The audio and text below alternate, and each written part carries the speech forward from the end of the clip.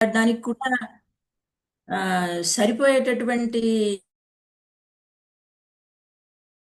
ఈ పుస్తకం మీద నిజానికి ఒక రెండు మూడు ఒక మూడు ఉపన్యాసాలైనా ముగ్గురు చేత పెట్టిస్తే ఉండే అంత విషయం ఉన్నటువంటి పుస్తకం ఇది. ఆ, అంచేత ఆ, ఒక రకంగా నేను ఈ పుస్తకం మీద మాట్లాడతానంటాం ఒక చిన్న సాహసం. ఎందుకంటే ఇది నిజానికి నా సబ్జెక్టు కాదు. కాకపోయినా కానీ నేను దీని గురించి తెలుసుకుందాము నేర్చుకుందాం అన్న ఉద్దేశంతో దీనికి నేను సిద్ధమయ్యాను. ఈ పుస్తకం చూసినప్పుడు నాకు ఏం గుర్తొచ్చిందంటే ఒకసారి ఒక సంఘటన చెప్తాను. నేను నాగార్జున యూనివర్సిటీలో రిఫ్రెషర్ కోర్స్ చేస్తున్నప్పుడు, మీకు అందరికీ తెలుసు ఇక్కడ అధ్యాపకులంతా ఉన్నారు రిఫ్రెషర్ కోర్సుల గురించి. ఆ రిఫ్రెషర్ కోర్సుల్లో నిజానికి పెద్దగా నేర్చుకునేది ఎక్కువ ఉండదు. క్లాసులు జరుగుతాయి, తప్పదు, అది వెళ్ళి తీరాలి ఆ కోర్సులకి. అలా వెళ్ళినప్పుడు ఒకసారి ఆచార్య రవ్వా శ్రీహరి గారు ఒక క్లాస్ చెప్పారు. ఆ క్లాస్ ఏమిటంటే మిల్టన్ దగ్గర నుంచి ఇంచుమించుగా వర్డ్స్ వర్త్ దాకా ఆయన ఒక గంటం పావులో చెప్పారు. ఆ క్లాసు గంటన్నర ఉంటుంది, ఒక గంటం పావు ఉపన్యాసం ఉంటుంది, ఒక పావు గంట ప్రశ్నోత్తరాలు ఉంటాయి. గంటం పావులో అత్యద్భుతమైనటువంటి ఉపన్యాసం అన్నమాట అయింది. అంటే మిల్టన్ దగ్గర నుంచి వర్డ్స్ వర్త్ దాకా ఆ కవులు, వాళ్ళ పుస్తకాలు, వాళ్ళ జీవితాలు, వాటి ప్రభావాలు అన్నింటినీ కూడా ఆ, అరచేతిలో ఏదో ఉసిరికాయలాగా కరతలామలకం చేసినంత బాగా ఆయన చెప్పినప్పుడు, సాధారణంగా ఈ రిఫ్రెషర్ కోర్సులు వెళ్ళే వాళ్ళకి తెలుస్తుంది, అంత బాగా ఎక్కువ అనుభవం ఉన్న వాళ్ళే సగం క్లాసులు వింటారు, సగం క్లాసులు నిద్రపోతూ ఉంటారు, ఏదో పుస్తకాలు చదువుకుంటూ ఉంటారు. కానీ ఆ వేళ మొత్తం 40 మంది కూడా ఏకాగ్రతగా విని ఆయన దగ్గరికి వెళ్ళి అందరూ కూడా చెప్పారు.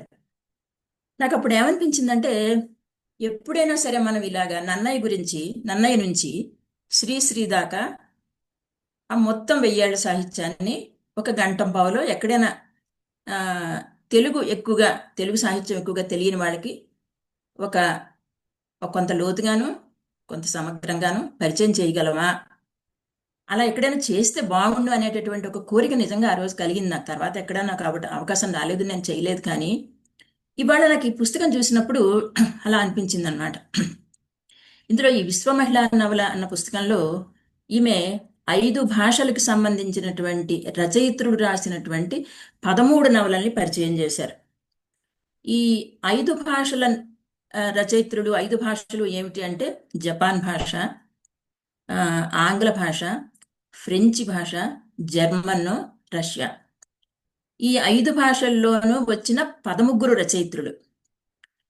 ఇంచుమించుగా ఇది 11వ శతాబ్ది నుంచి 19వ శతాబ్ది దాకా ఉన్నటువంటి కాలంలో వచ్చిన రచయిత్రులు వీళ్ళు. ఒకసారి చూడండి మీరు, ఎక్కడ జపాన్, ఎక్కడ ఫ్రెంచి, ఎక్కడ జర్మనీ, ఎక్కడ ఇంగ్లాండ్, ఎక్కడ రష్యా. ఆవిడైతే ఆ నవలలు చదివి చా- చాలా వివరంగా ఆ రచయిత్రుల తాలూకు జీవితాల గురించి ఎక్కడెక్కడ సంపాదించి చదివారో నాకు తెలీదు. కొంతమంది మాత్రం ఆత్మకథలు ఉన్నాయని చెప్పారు.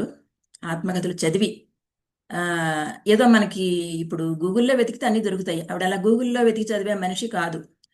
ఆవిడే చెప్పారు ఆ చిట్ట చివర ఆ రష్యన్ ఫ్రెంచి రచయిత్రి జార్జ్ సాండ్ అనే ఆమె, అక్కడి నుంచి మొదలు పెట్టారు ఆవిడ. జార్జ్ సాండ్ అనే ఆమె ఆత్మకథ ఒకసారి అమెరికాలో ఏదో బుక్ షాప్కి వెళ్ళినప్పుడు అక్కడ కనిపించిందట ఆ పుస్తకం, ఆవిడ ఆత్మకథ. వెంటనే ఆ పుస్తకం తెచ్చుకుని 2 రోజుల్లో చదివేశారట.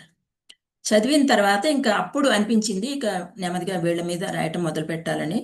అప్పటి నుంచి ఇంకా పుస్తకాలు పోగు చేసుకోవటం, చదవటం చేస్తూ వచ్చాను అని చెప్పి రాశారు.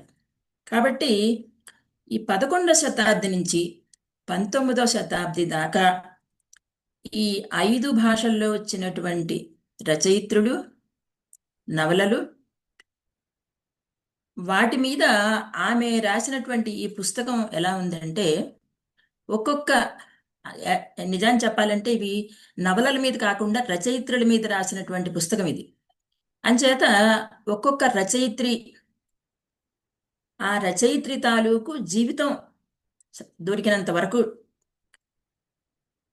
ఆమె జీవించినటువంటి కాలంలో ఉన్న సాంఘిక పరిస్థితులు, రాజకీయ వాతావరణం, ఆర్థిక పరిస్థితులు, వీటిని కూడా వివరంగా చెప్తూ, అంటే నిజానికి ఇందులో ఈమె రచయిత్రి జీవితానికి సంబంధించినంత వరకే ఆ సాంఘిక పరిస్థితులు కానీ రాజకీయ పరిస్థితులు కానీ మాట్లాడారు. అంటే ఎక్కువ భాగం రాజకీయ వాతావరణానికి వెళ్ళలేదు. ఆమె నవలల్లో కానీ ఆమె జీవితంలో కానీ అప్పటి రాజకీయాలని ఎంతవరకు ప్రస్తావించారు, అప్పటి రాజకీయాలతో వాళ్ళకి ఎంతవరకు సంబంధం ఉంది అన్నంత వరకే రాజకీయ పరిస్థితులను గురించి చెప్తూ, ఆ రచయిత్రుల జీవితాలే ఇంచుమించుగా ఈ 13 రచయిత్రుల జీవితాలు ఒక నవల్లా ఉన్నాయన్నమాట. ఎక్కడికక్కడ ఏ రచయిత్రి జీవితం ఒక నవల్లాగా ఉంది. ఆ తర్వాత వాళ్ళు రాసిన నవలల్లో ముఖ్యమైనటువంటి నవల, ఒక నవల కానీ లేకపోతే 2 నవలలు కానీ, వాటి కథని స్థూలంగా కథ చెప్తూ ఆ కథలో ఉన్నటువంటి ముఖ్యమైనటువంటి విషయాలు ఏమిటి, వాళ్ళు ఆ నవల రాసినటువంటి రచయిత్రులు ఏ విధంగా ప్రసిద్ధులయ్యారప్పుడు, వాళ్ళు చేసినటువంటి ప్రత్యేకమైనటువంటి పని ఏమిటి, వీటన్నింటినీ కూడా అందులో కలుపుకుంటూ ఒక్కొక్క రచయిత్రి మీద ఒక్కొక్క వ్యాసం చొప్పుని ఈమె ఇంచుమించుగా ఇది 190 పేజీల పుస్తకం. ఈ 190 పేజీల్లోనూ ఇద్దరు రచయిత్రుల మీద మాత్రం 20 పేజీల వ్యాసం ఉంది. మిగిలిన వాళ్ళందరి మీద 12 పేజీలు 15 పేజీలు అలాగా రాశారనమాట. ఆ ఇద్దరు రచయిత్రుల మీద నిజానికి 20 పేజీలు రాయవలసినంత అవసరం ఉంది. కాబట్టి ఆమె వాళ్ళ గురించి ఆ 20 పేజీల వ్యాసాలు రాశారు. ఇది స్థూలంగా ఈ పుస్తకం తాలూకు విషయం అనమాట. అంటే ఆమె 13 రచయిత్రుల తాలూకు జీవితాలు, వాళ్ళ నవలలు, వాటి ఇతివృత్తాలు, ఆ నవల్లో ఉన్న విశేషాలు, వాటినన్నింటినీ కూడా చాలా వివరంగా, క్లుప్తంగాను వివరంగాను కూడాను. క్లుప్తంగా రాయకపోతే ఆ నవలలు పెద్ద పెద్ద 500 పేజీల 600 పేజీల నవలలు, అలాగే వాళ్ళ జీవిత చరిత్రలు కూడా నేను అనుకోవటం ఆత్మకథలు ఉంటే చాలా ఎక్కువ ఎక్కువ ఉండుంటాయి, పెద్ద పెద్ద ఉండుంటాయి. నిజానికి చివరిలో ఒకళ్ళిద్దరు రచయిత్రులు అయితే వాళ్ళ ఉత్తరాలు, వాళ్ళ జీవిత చరిత్రలు, వాళ్ళ ఆత్మకథలు, ఇంటర్వ్యూలు అవన్నీ అవే ఎక్కువ ఉన్నాయి ఆమె రాసిన నవల కంటే. కాబట్టి వీటన్నింటినీ కూడా సంక్షిప్తీకరించి ఎంతవరకు వీళ్ళని పరిచయం చేయడం అవసరమో అంతవరకే పరిచయం చేస్తూ, ఆమె చెప్పినటువంటి కథ ద్వారా మనకి ఆ నవల్లో ఉన్నటువంటి సారాన్ని అందిస్తూ, ఆ నవల తాలూకు ప్రత్యేకతలు, పాత్ర చిత్రణ కానీ, సంభాషణలు కానీ, కథా వస్తువు కానీ, కథా నిర్మాణం కానీ, ఏవి ఎవరి దగ్గర ప్రత్యేకమైన విషయాలుగా ఉన్నాయి ఇవి చెప్తూ ఆ పరిచయాలు చేశారు, విమర్శలు రాశారు. ఒక్కసారి నేను ఆ రచయిత్రుల పరిచయం చేసి, వాళ్ళు ఏ కాలం వాళ్ళు, వాళ్ళు రాసి ముఖ్యంగా ఇందులో ఉన్న ఇలాంటి విషయాలు మాట్లాడటంలో ఉన్న నాకు కానీ మీకు కానీ ఉన్న ఇబ్బంది ఏంటంటే, అవేవి మనకు తెలియని పేర్లు, రచయిత్రుల పేర్లు మనకి నోటికి పలకడానికి కష్టమైన పేర్లు. రష్యన్ రచయిత్రులు ఉంటారు, వాళ్ళ పేర్లు, వాళ్ళు రాసిన పుస్తకాలు మనకి కొంచెం నోటికి అలవాటు లేని పేర్లు, అందులో పాత్రలు అలవాటు లేని పేర్లు. అంచేత నేను ఒక్కసారి ఆ నవలలు, ఆ రచయిత్రుల పేర్లు, ఆ నవలల పేర్లు, వాళ్ళ కాలం కూడా ఒకసారి మీకు పరిచయం చేసిన తర్వాత అప్పుడు ఒక్కొక్క నవల తాలూకు విషయం ఏమిటి, రచయిత్ర తాలూకు ప్రయాణం ఏమిటి అది మాట్లాడుకుందాం. ఇది 11వ శతాబ్ది అన్నాను కదా. 11వ శతాబ్దిలో ఇప్పటికీ కూడా ప్రపంచ భాషల్లో వచ్చినటువంటి మొట్టమొదటి నవలగా చెప్పేది, మనం తెలుగులో కూడా గెంజిగాథ అని వచ్చింది దాని పేరు, the tale of Genji. The tale of Genji ఇప్పటికీ ప్రపంచ భాషల్లో మొదటి నవల. ఈ మొదటి నవల రాసినటువంటి అన్నది చాలా ప్రత్యేకమైన విషయం, చాలా గొప్ప విషయంగా కూడా నేను భావిస్తున్నాను. అక్కడి నుంచి మొదలు పెట్టారు ఈమె. ఆమె గురించి చెప్తూ ఏమన్నారంటే, లేడీ మురాసాకి. ఈవిడ పేరేమిటి, ఈవిడ వేరే పేరుంది కానీ ఆవిడ ఆ పేరుతోటి వ్యవహారంలోకి రాలేదుట. ఆమె రాసిన నవలలో, ద టేల్ ఆఫ్ గెంజి నవల్లో పాత్ర నాయిక, ప్రధానమైనటువంటి నాయక పేరు మురాసాకి. ఆ మురాసాకి పేరుతోటే ఆమె వ్యవహరించబడింది కాబట్టి ఆమెను లేడీ మురాసాకి అనే ఆమె దాని గురించి రాసుకుంటూ వస్తారనమాట. ఇది జపనీస్ నవల, 978 1014, అంటే ఇంచుమించుగా 11వ శతాబ్దంలోకి వస్తున్నట్టే అప్పుడు మొదలైంది. అప్పటికి జపనీస్ భాషలో ఉన్నటువంటి పరిస్థితి ఏంటంటే ఇంచుమించుగా 9వ శతాబ్ది దాకా ఆ, చైనా ప్రభావమే జపాన్ భాష మీద, జపాన్ సాహిత్యం మీద ఉంది అని చెప్తారు ఆవిడ. ఆ, జపాన్ భాషలో లిపి కూడా లేదు. చైనా లిపిలోనే అక్కడ వ్యవహారం జరుగుతోంది. చైనా భాషలను చైనా పండితులు 5వ శతాబ్ది నుంచి వాళ్ళ పుస్తకాలు తీసుకొచ్చి జపాన్ తీసుకొచ్చి ఆ, జపాన్లో చైనా తాలూకు ప్రభావాన్ని కానీ చైనా భాష అంటే వాళ్ళు జపాన్లో ఉన్నటువంటి ప్రజలు పండితులు అవ్వాలి అంటే చైనా భాష నేర్చుకుండాలి.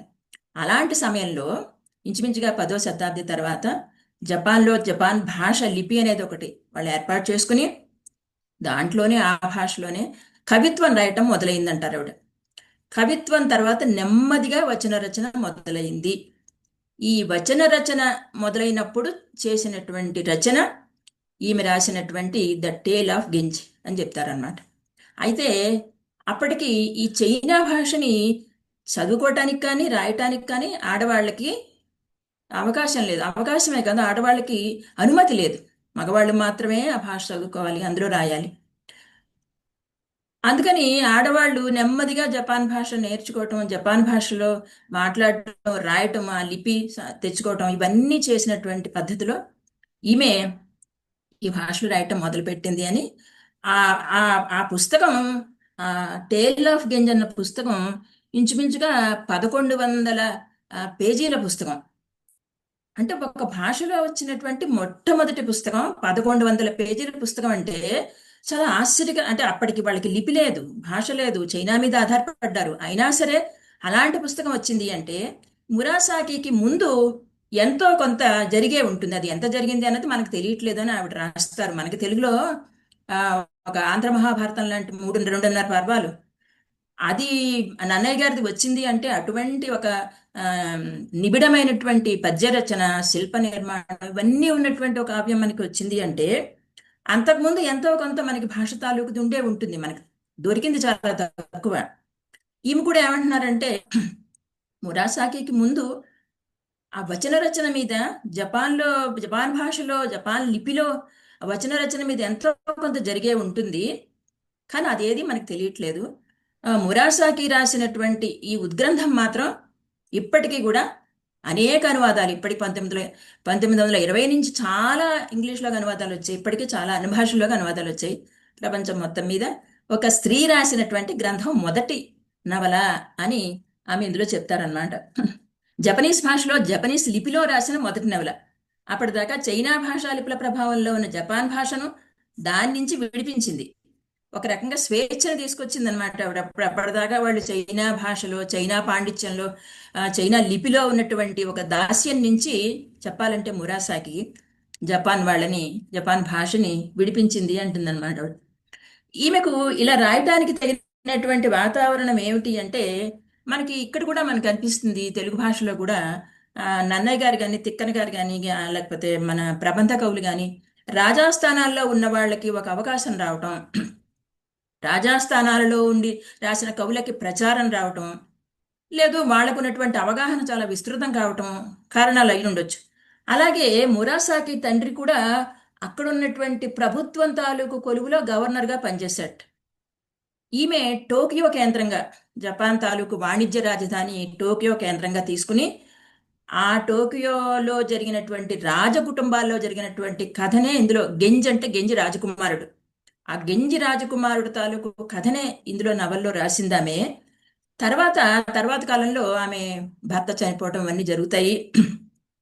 ఈమె కూడా యువరాణి ఆంతరంగికురాలుగా రాజాస్థానంలోకి, అంతఃపురంలోకి వెళుతుంది.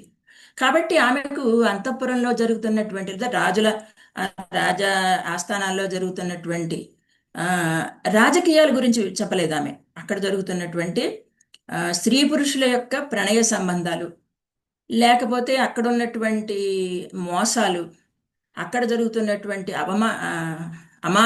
అమానవీయమైన పరిస్థితుల గురించి ఎక్కువ చెప్పలేదు. కానీ ఎక్కువ భాగం స్త్రీ పురుష సంబంధాలు, లేకపోతే వాటి వెనకాల ఉన్నటువంటి మోసాలు, వీటి గురించే దాంట్లో ఎక్కువగా 1100 పేజీల్లోనూ ఉన్నది ఇదే. కాబట్టి ఆమె తను చూసినటువంటి విషయాలని తనకి అనుభవంలో ఉన్న విషయాలని ఇలా కాల్పనికమైన సాహిత్యం ద్వారా చెప్పుకొచ్చింది అని చెప్పి ఆమె ఈ టేల్ ఆఫ్ గెంజ్ నవల గురించి, ఆ నవల ఉన్నటువంటి పరిస్థితులు, ఆ నవల వచ్చిన పరిస్థితులు, అప్పటి జపాన్ పరిస్థితులు, వీటన్నింటినీ కూడా నిజానికి ఈ ఒక్క రచయిత్రి గురించి ఆవిడ 2 చాప్టర్లు రాశారు, 2 వ్యాసాలుగా రాశారు అనమాట. టేల్ ఆఫ్ గంజి కథ గురించి ఒక చాప్టరు, ఒక వ్యాసం. మురాసాకి, కేవలము మురాసాకి జీవితం, ఏ పరిస్థితుల్లో ఆమె ఇలాంటి నవల రాసింది అన్న దానికి 2 వ్యాసాలు. ఈ మొత్తం ఈ ఈ పుస్తకంలో ఉన్న 13 రచయిత్రుల్లోనూ 2 వ్యాసాలు రాసినటువంటి రచయిత్రి మురాసాకి మీద మాత్రం ఆవిడ 2 వ్యాసాలు రాశారు. రాయాలి, ఎందుకంటే ఆమె ప్రపంచ భాషల్లోనే మొట్టమొదటి రచయిత్రి కనుక, అది కనుక దాని గురించి ఎంతైనా చెప్పాల్సిన అవసరం ఉంది. అది అందులో ఉన్నటువంటి మొదటి వ్యాసం అన్నమాట. ఇక రెండవది 11వ శతాబ్దిలో జపాన్ భాషలో మురాసాకి రాసినటువంటి నవల అని చెప్పారు కదా. తర్వాత 17వ శతాబ్ది దాకా స్త్రీలు ఎక్కడ నవలలు రాసినటువంటి దాఖలాలు లేవు. ఆమె పుస్తకం ప్రకారం ఆమె ఏం చెప్పారంటే, రెండవది మదామ్ దే లాఫయిట్. ఈ మదామ్ దే లాఫయిట్ అనే రచయిత్రి ఫ్రెంచ్ రచయిత్రి. 1634 1693 కాలం ఆవిడది, ఇంచుమించుగా 17వ శతాబ్ది. అంటే జపాన్ తర్వాత దాదాపు 11వ శతాబ్ది నుంచి 17వ శతాబ్ది దాకా ఇంచుమించుగా 5-6 శతాబ్దాల పాటు స్త్రీల తాలూకు కాంట్రిబ్యూషన్ నవలలుగా కనిపించట్లేదు. తర్వాత వచ్చినటువంటిది ఫ్రెంచి రచయిత్రి. ఆమె పేరు నేను చెప్పాను కదా, పేర్లు నిజానికి కొంచెం కష్టమైన పేర్లు గుర్తుపెట్టడం కష్టమని, తప్పదు, అందుకని ముందే ఒకసారి పరిచయం చేస్తున్నాను. మదామ్ దే లాఫైట్, బహుశా మేడం అయి ఉంటుంది. మదామ్ దే లాఫైట్ ఫ్రెంచ్ పేరు అనమాట. ఆమె రాసిన పుస్తకం పేరు లా ప్రిన్సెస్ దే క్లేవ్, అంటే ఇంగ్లీష్లో ద ప్రిన్సెస్ ఆఫ్ క్లేవ్స్ అనమాట. ఇది ఫ్రెంచ్లో ద ప్రిన్సెస్ లే క్లేవ్ ఫ్రెంచ్ పేరు, ఇంగ్లీష్లో the princess of Cleves, the princess of Cleves. ఇది ఏ విధంగా ప్రసిద్ధమైనటువంటి నవల అంటే, నిజానికి 6 శతాబ్దాల తర్వాత వచ్చినటువంటి నవల అంటే మళ్ళీ స్త్రీలు రంగంలోకి వచ్చినట్టు. దానికి ఆద్యురాలు మదామ్ దే లాఫయట్. ఆమె రాసిన ఈ నవల ఏ విధంగా ప్రసిద్ధమో అంటే, ఆవిడ 2 రకాలుగా ప్రసిద్ధమైందని చెప్తున్నారు. ఒకటి ఏంటి అంటే, ఇది మొదటి ట్రయాంగిల్ లవ్ స్టోరీ, త్రికోణపు ప్రేమ కథ. అంటే అప్పటిదాకా నిజానికి ఆడవాళ్ళు రాసిన నవలలు లేవు, ఉన్నది ఒకే ఒకటి. కానీ రాసిన మొదటి నవల, తర్వాత వచ్చినటువంటి ఈమె రాసిన మొదటి నవలే త్రికోణపు ప్రేమ నవల. ఇందులో ఇంకొకటి ఏంటంటే, ఈమె చరిత్రని తీసుకుని చరిత్రకి కొంత కల్పన జోడించి రాసిన నవల. ఈమె 17వ శతాబ్ది అంటే ఆమె కంటే 200 ఏళ్ల క్రితం, అంటే 15వ శతాబ్దిలో ఉన్నటువంటి ఆ ఫ్రెంచి కేంద్రంగా ఉన్నటువంటి చరిత్రని తీసుకుని ఆమె ఆ చరిత్రకి కొంత కల్పన జోడించి రాసినటువంటి నవల ఇది. ఆ విధంగా మొట్టమొదటి ట్రయాంగిల్ నవలే కాకుండా ఇది యూరప్లో మొదటి చారిత్రక నవల అంటారు ఈవిడ. మొదటి ట్రయాంగిల్ నవల, మొదటి చారిత్రక నవల. ఇంకా చెప్పాలంటే ఇది ఫ్రెంచ్ భాషలో 2వ నవల. అంతకుముందు ఫ్రెంచ్లో ఇంకొక నవల మగవాళ్ళు ఎవరో రాశారు, ఇది ఫ్రెంచ్ భాషలో 2వ నవల. ఈ విధంగా 3 రకాలుగా దీనికి ఒక ప్రత్యేకత ఉంది అని చెప్పారనమాట. మొదటి ట్రయాంగిల్ స్టోరీ, మొదటి చారిత్రక నవల, యూరప్లోనే మొదటి చారిత్రక నవల, ఫ్రెంచ్లో 2వ నవల. ఆ మదామ్ దే లాఫయిట్ రాసినటువంటి ఆ ప్రిన్సెస్ ద ప్రిన్సెస్ ఆఫ్ క్లేవ్ అన్నది ఆ విధంగా ప్రధానమైన నవల అని. కాకపోతే ఆమె ఈ నవలని తన పేరు లేకుండా, తన పేరు చెప్పకుండా వేసింది. కానీ అప్పటికి ఆమె కొంత కవిత్వం, కొంత వచన రచన చేసి ఉండడం వల్ల అప్పటి పాఠకులకు ఆమె శైలి ఏమిటో తెలుసు. కాబట్టి ఆ శైలిని బట్టి ఇది ఆమె రాసిన నవలే అని పాఠకులకు అర్థమైపోయింది. తర్వాత ఆమె పేరు బయటకు వచ్చింది. మనం విశ్వనాథ సత్యనారాయణ గారి రచనలు ఎక్కడ చూసినా ఆయన రచనలను తెలిసిపోతుంది. ఒక్కొక్క కవికి, రచయితకి ఒక శైలి ఉన్నట్టుగా ఆమె శైలి అప్పటి ప్రజలకి, సాహిత్య పాఠకులకి బాగా అలవాటు కాబట్టి అది ఆమె నవల అని వాళ్ళకి అర్థమైపోయింది. ఆమెను వాళ్ళు గుర్తుపట్టారు. అయితే నేను ఒక విషయం నాకు ఏమనిపించిందంటే, ద టేల్ ఆఫ్ గెంజిలో గెంజి రాజకుమారుడి ప్రణయగాథలే పుస్తకం అంతాను. ఆమె గెంజి రాజకుమారుడి గురించి ఏం చెప్తుందంటే, మృణాలి గారు ఏం రాస్తుందంటే, ఆ, ఆమె మురాసాకి అతను ఒక అతిలోక మానవుడు అన్నట్లుగా చెప్తుంది అని చెప్తుంది. అతను చాలా అందగాడు, చాలా మంచివాడు, చాలా గౌరవం తెలిసినవాడు, సమర్థుడు, అందరినీ స్త్రీలను ముఖ్యంగా గౌరవించేవాడు, ఎవరైనా చాలా మందితో ప్రణయ సంబంధాలు కలిగి ఉన్నాడు. ఒక రకంగా మన దక్షిణ నాయకుడు లాంటి వాడు అనమాట. అక్కడ స్త్రీలకు ఏమీ ప్రాధాన్యత లేదు. మురాసాకి కూడా అందులో ఒక ప్రధాన పాత్ర తప్పితే ఒక పాత్ర. చాలా మంది స్త్రీలతో ఆయనకి సంబంధాలు ఉంటాయి. అందరూ ఆయన మంచిగానే అర్థం చేసుకుంటారు, ఎవరు ఆయన తప్పు పట్టరు. ఇలా ఉంటుందన్నమాట నవలంతాను.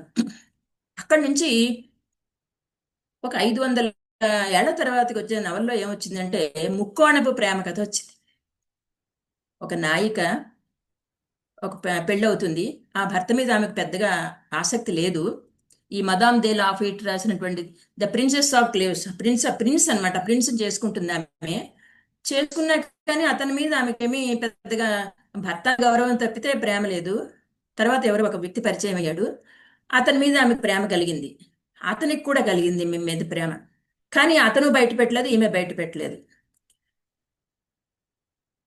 ఆమె తన వివాహానికి తన కుటుంబానికి ఒక గౌరవం ఇస్తూ దాంట్లోనే ఉండిపోయింది. అందువల్ల అతను కూడా చెప్పలేదు. కానీ భర్తకి అనుమానం వచ్చింది. అనుమానం వచ్చి మొత్తానికి అనుమానాన్ని బయట పెడితే ఆమె చెప్పింది, నిజమే, నేను అతన్ని ఇష్టపడుతున్నాను, అతన్ని ప్రేమిస్తున్నానని. ఇది మనకి 17వ శతాబ్దంలో ఇలాంటి కథ వచ్చిందంటే ఆశ్చర్యం. భార్య వెళ్ళి భర్తకి నేను ఫలానా అతన్ని ఇష్టపడుతున్నానని చెప్తే ఆ చెప్పడం అన్నది మనకి ఆశ్చర్యకరమైన విషయం. అతను ఏం చేశాడంటే, ఆ, ఏం మాట్లాడలేదు, కానీ అది మనసులో పెట్టుకుని బాధపడి అనారోగ్యం తెచ్చుకుని చనిపోయాడు అతను. చనిపోతే ఏమన్నాడంటే, నేను చనిపోయిన తర్వాత నువ్వు అతని దగ్గరికి వెళ్ళటానికి వీల్లేదు అని చెప్పి చనిపోయాడు. చనిపోయిన తర్వాత అతను అడిగాడు వచ్చి చేసుకోమని. అడిగితే ఆమె ఏం చెప్పిందంటే, అంటే అప్పటికి ఇంత ఒక రెవల్యూషనరీ ఆలోచన చేసినా కానీ రచయిత్రి కుటుంబ సంబంధాలకి వాటికి వివాహానికి ఒక ప్రాధాన్యత ఇచ్చినటువంటి కథ అనమాట.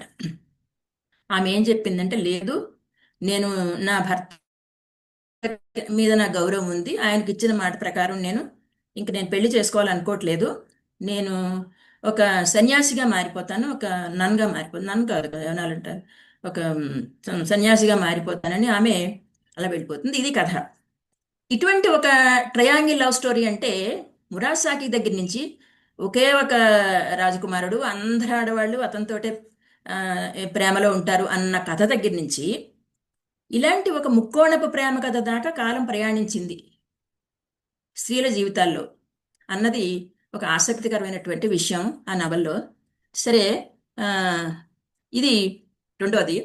మూడోది ఆఫ్రా బెన్, ఇంగ్లీష్ నవల. ఆమె జపాన్ మొదటి గుర్తుపెట్టుకోవాలి. ఈమె కాలం కూడా 1640 1689, ఇంచుమించుగా మదామ్ దే లాఫయిట్ కాలమే, ఆ ఫ్రెంచి రచయిత్రి కాలమే ఈ ఇంగ్లీష్ రచయిత్రి కూడాను. ఈమె ఈమె ప్రత్యేకత ఏమిటి అంటే, ఈమె ఇంగ్లీష్ సాహిత్యంలో మొట్టమొదటి రచయిత్రి. నిజానికి మృణాళిని గారు చెప్పిన అందరి రచయితలకి కూడా ఇలాంటి ప్రాధాన్యతలు ఉన్నవాళ్ళు. ఎందుకంటే ఇంచుమించుగా వాళ్ళంతా 18వ శతాబ్దికి ముందు వాళ్ళు కాబట్టి, ఆ ముందు వాళ్ళు మొదటి వాళ్ళని ఏదో విధంగా మొదటి వాళ్ళని ఎంచుకున్నారు ఆవిడ. ఇంకోటి ఏంటంటే, రచనల ద్వారా డబ్బు సంపాదించినటువంటి మొదటి రచయిత్రి ఆవిడ. ఇది కూడా మనం ఈవేళ కూడా ఆశ్చర్యం పోయేటటువంటి విషయమే. ఆమె చాలా రచనలు రాసింది. ఆమె రచనల్లో చాలా ప్రసిద్ధికెక్కినటువంటి నవల ఒరునోకో. ఒరునోకో అన్నటువంటి పాత్ర ఉన్నటువంటి నవల అనమాట అది. ఆ ఒరునోకో అన్న నవల ద్వారా ఆమె, అది మొదటి నవల, ఆమె చాలా ప్రసిద్ధి చెందింది. ది నన్ అనే నవల కూడా చాలా పేరు తెచ్చినటువంటి నవల. ఆ ది నన్ అన్న నవల చూస్తే మనకి ఎన్నో సినిమాల్లో మనం అలాంటి సన్నివేశాలు చూసామని అనుకుంటాం. ఆమెది మొదటి నవల అది. ఒక ఒక ప్రియుడు ఉంటాడు, అదే పెళ్లి చేసుకుందాం అనుకుంటారు, వాడు చేసుకోకుండా ఎక్కడికో వెళ్ళిపోతాడు. తర్వాత అమ్మాయి ఎవరినో పెళ్లి చేసుకుంటుంది, నన్న అయిపోతుంది. పెళ్లి చేసుకుంటే ఆ ఆ పెళ్లి చేసుకున్నటువంటి అతనితో బాగానే ఉంటుంది. ఈలోగా వాడు వస్తాడు, ఆ మొదటివాడు వచ్చి ఈ అమ్మాయిని మళ్ళీ కావాలని అడిగితే, ఆ భర్త మీద ఉన్న ప్రేమతో ఆమె ఏం చేస్తుంది, వాడిని చంపేస్తుంది. చంపేసిన తర్వాత ఆ భర్తకి చెప్తుంది, ఏం చేయాలో తెలియట్లేదు, వీడిని తీసుకెళ్ళి చెరువులో పారేయి, గోదావరిలో పారేయమని. ఆ పారేయమన్నప్పుడు అతన్ని ఒక సంచిలో కుట్టేసిందిట. ఆ కుట్టేసేటప్పుడు ఆ కుట్టు ఈ భర్త తాలూకు కోటుకు కూడా పడిందిట. సరే వీడిని తీసుకెళ్ళి అక్కడ పాడేయమంటే ఆ భర్త తీసుకెళ్లి పారేయటంలో ఆ మూట విసిరేయడంలో వాడు కూడా పడిపోయాడు దాంట్లోను. ఇది ఎన్ని సినిమాల్లో చూడడం ఇలాంటి. తర్వాత 16వ శతాబ్ది కథ ఇది. అతని వెనకాల వాడు చచ్చిపోయాడు. అప్పుడు చాలా బాధపడింది. ఏం చేయాలో తెలియక పశ్చాత్తాపడ్డది. ఆమె నన్ను అయిపోయింది అని అదొక కథ ఆమెది. ఈ కథ కంటే కూడా ఆఫ్రా బెన్ను రాసినటువంటి ఒక గొప్ప ప్రధానమైన గొప్ప ఆ, గొప్ప అనాలి ఆ నవల ఏంటంటే ఒరునోకో. ఈ ఒరునోకో నవలలో ఆమె చేసినట్టు ఏంటి అంటే, అప్పటికే నల్లజాతి వాళ్ళని ఆంగ్లేయులు బానిసలుగా తీసుకొచ్చేటటువంటిది మొదలైంది 16వ శతాబ్దిలోనే. ఆవిడ ఏం రాస్తారంటే, కరేబియన్ ద్వీపాల్లోని సురినామ్ అనే నగరం కథాస్థలి. అక్కడికి బ్రిటిష్ పాలకులు మొట్టమొదటిసారిగా ఆ, అక్కడి నుంచి ఆఫ్రికన్స్ని వ్యాపారంలోకి తీసుకొచ్చారు. ఆ నల్ల జాతీయులని వ్యాపారంలోకి, నల్ల జాతి మనుషులని ఆ, బానిసలుగా తీసుకొచ్చిన దాని మీద తిరుగుబాటు చేసినటువంటి, ఆ బానిస వ్యాపారం మీద తిరుగుబాటు చేసినటువంటి మొదటి నవల ఇది అని చెప్తారు ఆవిడ. ఈ ఒరునోక నవల్లో ఒక రాజకుమారుని కూడా, రాజకుమారుడని దొంగతనంగా పట్టుకుని వాళ్ళు తీసుకుపోయి వాడిని కూడా బానిసగా చేసి ఆ ఆ బానిసలందరినీ తీసుకుపోయినప్పుడు ఈ బానిసలందరి తరఫున ఇతను వాళ్ళని పరిచి మాటలతోటి మనం తిరుగుబాటు చెయ్యాలి, మనం వీళ్ళకి లొంగకూడదని అతను తిరుగుబాటు చేస్తాడు. సరే వాళ్ళందరినీ చంపేస్తారు. అతన్ని ప్రేమించిన అమ్మాయి ఒరునోకో, ఆ అమ్మాయి కూడా వెళుతుంది. ఇక వాళ్ళిద్దరే మిగులుతారు. ఒరునోకో అని తను చచ్చిపోయిన తర్వాత అమ్మాయిని ఏం చేస్తారో, అమ్మాయిని చాలా బాధలు పెడతారని, అమ్మాయి చచ్చిపోతానంటుందంటే నేను చచ్చిపోతాను ముందంటుంది. అమ్మాయిని చంపేసి అతను కూడా చచ్చిపోతాడు. చిత్రహింసలు పెట్టి చంపేస్తారు అతన్ని. కానీ ఈ నల్ల జాతీయుల తరపున పోరాటం చేసినటువంటి, విముక్తి కోసం పోరాటం చేసినటువంటి నవలగా ఆ నవలకి ఒక ప్రత్యేకత ఉంది. ఆ విధంగా మొదటి నవల అని ఆమె ఆ నవల గురించి చెప్తారనమాట. ఆ, అంతేకాకుండా బ్రిటిష్ పాలకుల వలస వ్యాపారాన్ని మొట్టమొదటిసారిగా సాహిత్యంలోకి తెచ్చింది కూడా ఆఫ్రా బెన్నే. ఆ విధంగా ఆఫ్రా బెన్ చాలా ఆ, గొప్ప రచయిత్రి. ఈమె కవిత్వం రాసిందిట, నాటకాలు రాసిందిట. అయినా కానీ ఈ నవలలు కూడా రాసింది. వీటన్నింటిలోనూ కూడా ఒక రాజకీయ దృక్పథం ఉంటుంది ఈమెకు. అంటే ఊరికే ప్రణయ కథలు చెప్పడం కాకుండా, నిజానికి ప్రేమ కథలే అవి. ఆమె చెప్పింది దాంట్లో ప్రేమ కూడా ఉంది. కానీ ప్రేమ కథలతో పాటు, ప్రేమ శృంగారంతో పాటు హింసని కూడా చాలా ఆ, ఉమ్, హింసను బాగా వర్ణించింది అన్నమాట అనొచ్చు అనకూడదు కానీ, హింసని కూడా చాలా తీవ్రంగా వర్ణించగలిగింది. అంటే హింసని కూడా అంత తీవ్రంగా చెప్పగలిగినటువంటి రచయిత్రి ఆ కాలంలో ఉంది. అంచేత ఆమె ఆ బానిసలు వేళని పెట్టేటటువంటి బాధలు తాలూకు సందర్భాల్లో ఆ హింసని గురించి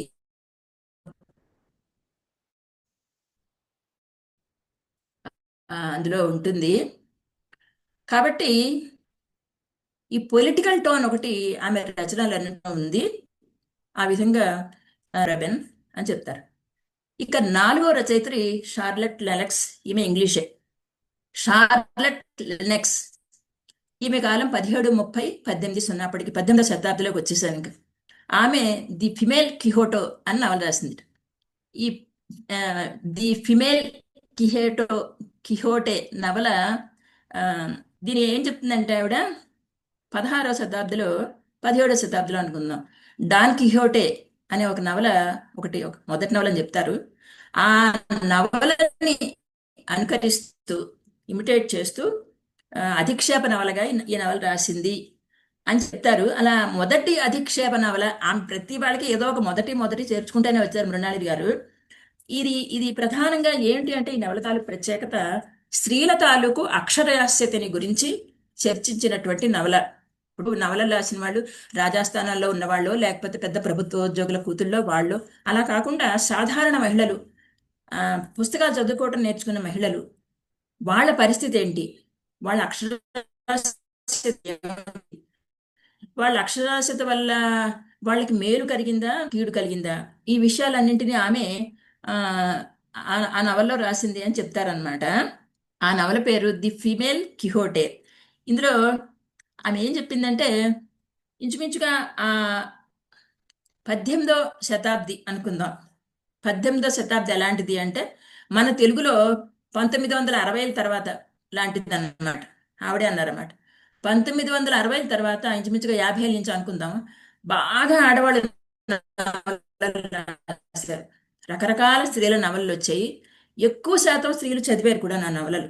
అంటే వాటి ప్రభావాలు ఎలా ఉన్నాయి అనేవి మనకు పక్కన పెడదాం, మనకు తెలిసిన విషయమే. ఆవిడ ఏమంటున్నారంటే 18వ శతాబ్దం అంతా కూడా మన 1960ల తర్వాత ఎలాంటిదో అక్కడ ఇంగ్లాండ్లో అలాంటిది. చాలా మంది ఆడవాళ్ళు నవలలు రాశారు. చాలా నవలలు వచ్చాయి. అన్ని ప్రణయగాథలు, అన్ని ఊహాలోకాల్లోకి తీసుకెళ్లేటటువంటి ప్రణయగాథలు. అవి చదివిన ఆడపిల్లలు ఏమయ్యారు?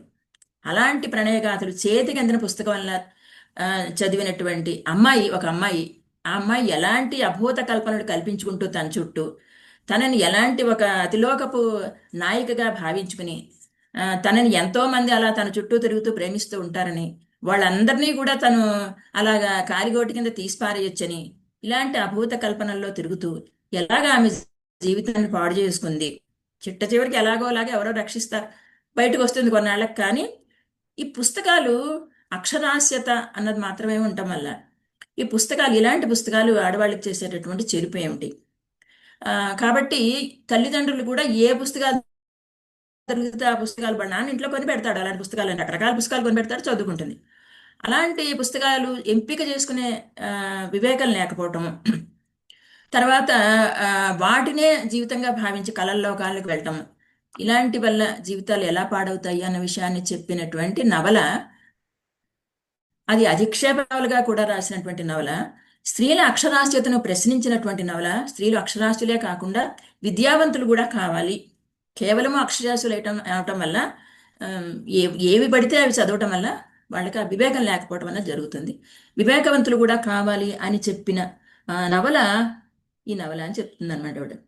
సరే, 5వ నవల సోఫీల రోష్. ఇది కూడా మళ్ళీ జర్మనీయే. ఇప్పుడు జర్మన్ల పేర్లు మనకి కొంచెం పలకడం కష్టం. ఇంగ్లీష్ వాళ్ళ పేర్లు అయితే పలకగలుగుతాం, కానీ నేను ఒక 4-5 సార్లు అనుకుంటేనే కానీ నా నోటికి కూడా రాలేదు ఆ పేర్లు. సోఫీల రోష్. ఇది రోష్ అన్నప్పుడు కూడా రా కాకుండా అరుకారం రాశారు ఆవిడ. బహుశా అది ఎలా ఉంటుందో స్పెల్లింగ్. ఈ సోఫీల రోష్ కూడా 17వ శతాబ్దే. షార్లట్ లెనక్స్ టైమే కూడాను. ఆమె నవల the history of lady Sophia Sternheim. ఆమె నవల పేరు ఇది, the history of lady Sophia Sternheim. ఈ లేడీ సోఫియా అనే ఆమె స్టెర్న్ హోమ్ అనే తన మిత్రురాలికి రాసినటువంటి ఉత్తరాల రూపంలో ఉంటుందన్నమాట నవలంతా. ఇంచుమించుగా ఆ రోజుల్లో రాసిన నవలలు, చాలా నవలలు కూడా ఉత్తరాల రూపంలో ఉన్నవి. ఉత్తరాలు రాస్తున్నట్టుగానే వచ్చిన నవలలు అనమాట. అలా ఇది ఉత్తరాల రూపంలో వచ్చినటువంటి జర్మన్ నవల. ఈ సోఫిల రోష్ అన్న ఆమె చాలా చాలా ప్రత్యేకమైన, మనకు అమలా చాలా ప్రత్యేకమైనటువంటి రచయిత్రని అనిపించింది నాకు ఆమెను చూసినప్పుడు. ఎందుకంటే ఆమెకు చాలా పెద్ద పెద్ద స్థాయి పరిచయాలు, స్నేహాలు, రాజ రాజకీయంలోనే కాదు, రాజకీయ నాయకుల్లోనే కాదు, కవుల్లో, రచయితల్లో, అందరిలోనూ కూడా ఒక స్థాయి పరిచయాలు, ఒక స్థాయి స్నేహాలు ఉన్నటువంటి వ్యక్తి ఈ సోఫీల రోష్. ఈమె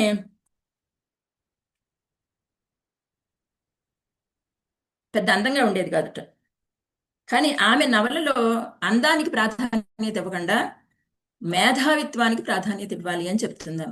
ఆమె కూడా అలాగే ఉండేది. మేధావిగా ఉండాలి తప్పితే అందానికి ప్రాధాన్యత ఇవ్వకూడదు అనే ఆలోచన దగ్గరికి అప్పటికి వచ్చారు స్త్రీలు. ప్రణయాలు, ప్రేమలు, అతిగా నవలలు చదివి జీవితాలు పాడు చేసుకోవటాలు, వరుస చూడండి, వరుసలో ఎలా వస్తూ వచ్చిందో.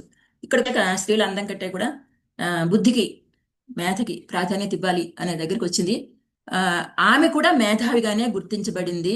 ఒక చోట ఆమె ఒక మాట రాస్తుంది, నాకు నా ఈ తెలివంతా నాకు అక్కర్లేదు, తీసేసుకుని నాకు అందం ఇస్తే బాగుండు అని. ఆ మాటకి మృణాళిని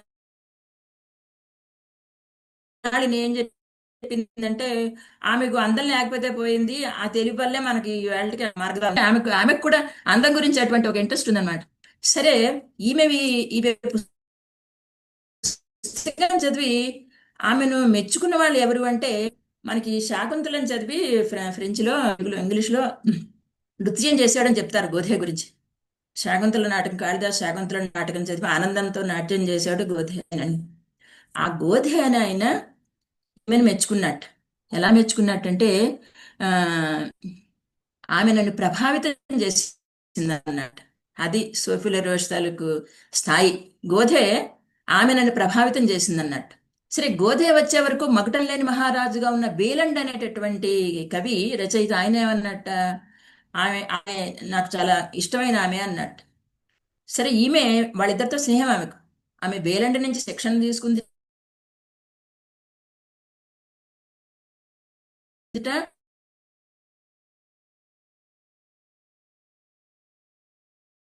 గోధే నదికుని రెండు ఈ సోఫీల రోషే.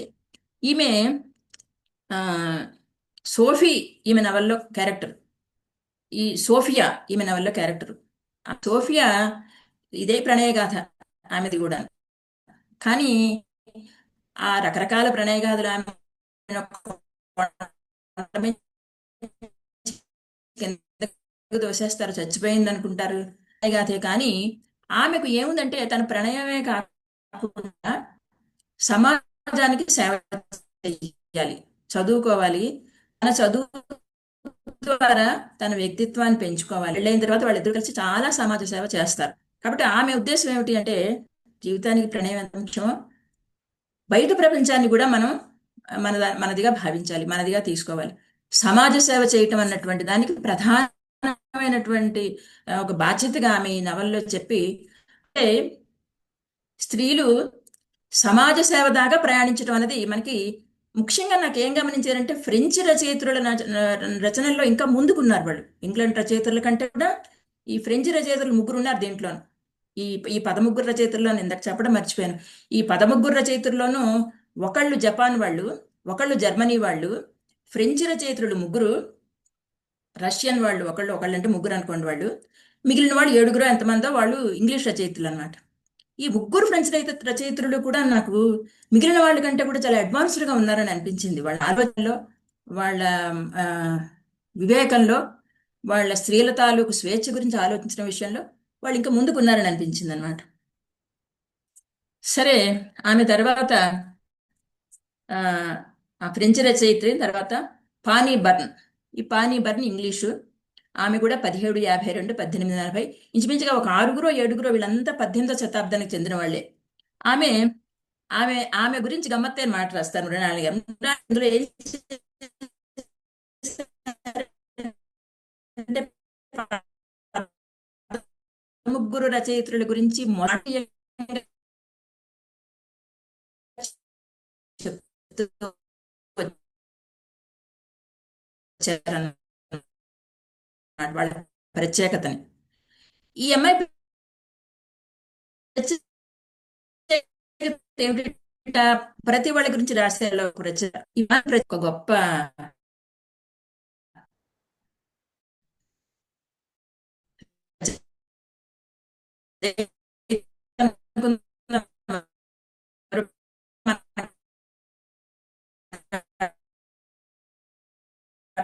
రచన రాత్రి 1 గంట దాకా చదువుతూ కూర్చున్నట్టు ఆయన పోయేట.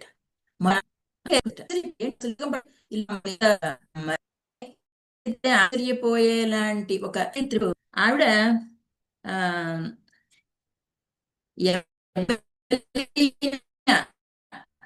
ఆమె నవల ఆ విషయాల గురించి తర్వాత టైం ఉంటే చెప్తాను. తర్వాత వాళ్ళ దగ్గరికి వెళ్ళిపోదాం.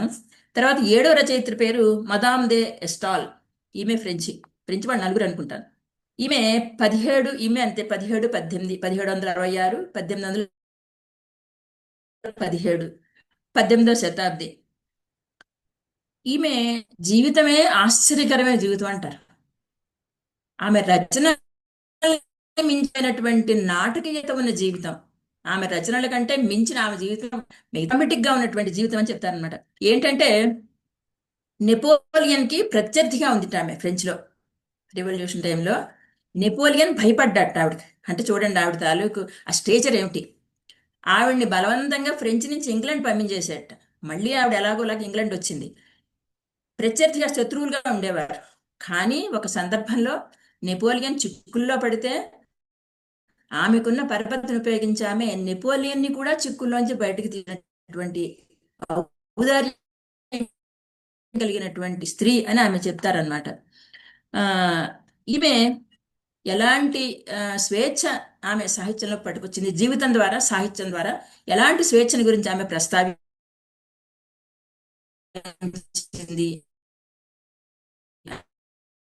అంటే, ఆమె మూడు విషయాలు చాలా ఇష్టమైన, పుట్టింది ఇంగ్లాండ్లో అయినా కూడా ఆమె ఫ్రాన్స్ని చాలా ప్రేమించింది, అక్కడ ఉండడానికే ఇష్టపడింది. ఆ అందుకని ఆ విషయం తెలిసే నెపోలియన్ ఆమెని బయటికి పంపించడానికి ప్రయత్నం చేశాడు. ఆ కానీ మూడు విషయాలు చాలా ఆనందం ఇష్టమైన చెప్పింది. ఏంటంటే, ఒకటి ప్రణయంట, నాకు ప్రణయం చాలా ఇష్టమైన విషయం అని చెప్పినటువంటి రచయిత్రి, స్త్రీ అన్నమాట, స్త్రీ రచయిత్రి. రెండవది ప్యారిస్, ప్యారిస్ అంటే ప్రాణం పెట్టిందండి. మూడవది అధికారం, ఇది కూడా చాలా విశేషం. అధికారం నాకు ఇష్టం అని ఎవరు చెప్తారు? కొంత వయకి వెళ్ళిన వాళ్ళైతే అధికారం కావాలనుకోవటం తప్పని చెప్తారు. కానీ ఈ మూడు నాకు చాలా ఇష్టమైన విషయాలంది. అలాగే ముగ్గురు వ్యక్తులు చాలా ఇష్టమైన వాళ్ళు. ఒకటి వాళ్ళ నాన్న, ఇద్దరు ఆమెను ప్రేమించిన వాళ్ళు, ఆమె కూడా ప్రేమించిన వాళ్ళు. వాళ్ళ ముగ్గురు పేర్లు చెప్తుంది. వీళ్ళు ముగ్గురు నాకు ఇష్టమైన వాళ్ళు అవుతుంది. సరే, ఈమె సుప్రసిద్ధ నవల కొరియన్ లేదా ఇటలీ. కొరియన్ లేదా ఇటలీ అంటే ఆమె ఏమిటో చెప్పేస్తుంది. అది కొరియన్, అందులో పాట. ఆ కొరియన్ ఇటలీని ఇటలీ కేంద్రంగా తీసుకుని రాసిన నవలది. ఇటలీని చాలా ప్రేమించింది కొరియన్. ఆ ఇటలీ కోసం ప్రాణాలు ఇవ్వడానికైనా సిద్ధపడింది. కానీ ఇటలీ నుంచి బయటకు వెళ్ళాల్సి వస్తుంది, మళ్ళీ లోపలికి వస్తుంది. ఇదంతా ఎలా ఉంటుందంటే, తనే తన కథని మదామ్ దే ఎస్టాలే ఫ్రాన్స్ మీద ఆమెకున్న ప్రేమనంతని కొరియన్ని ఇటలీని పెట్టి రాసింది అన్నట్టుగా ఉంటుందని.